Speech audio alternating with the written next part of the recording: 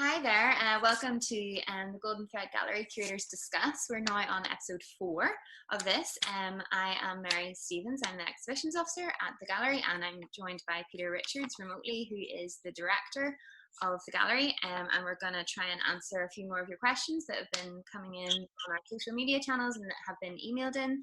So thank you for those, and if you have any more, please keep sending them in. So we're just going to get started with me asking Peter.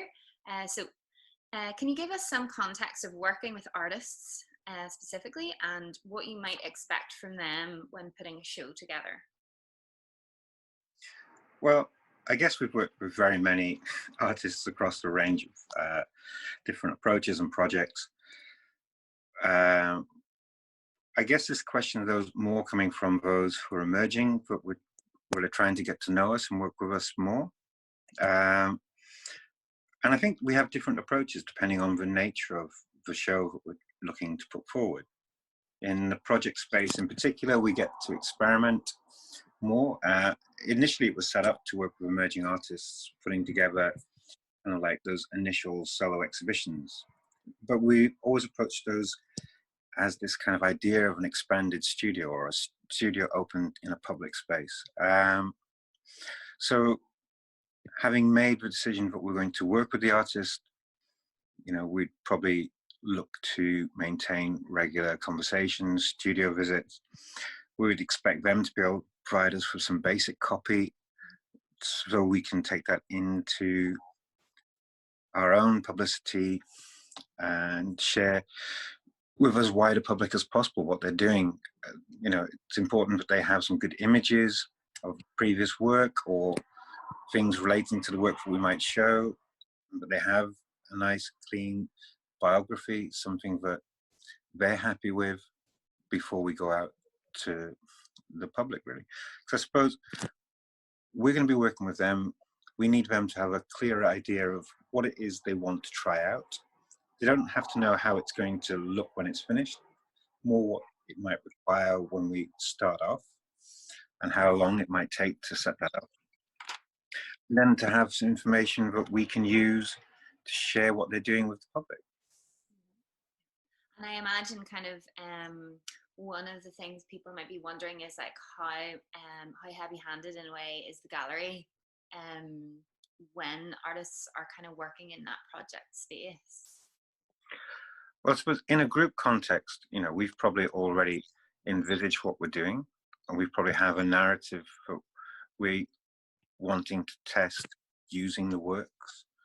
But if it's a solo project, then there's probably something in the work that's connected to something that we're working with, but we want to draw out. And really, it can be very light touch. It can be more that we're there to support. We might have some technical expertise or experience around how things can be realized or how things can be realized without the necessary budget. But yeah, we can go into more of a support role.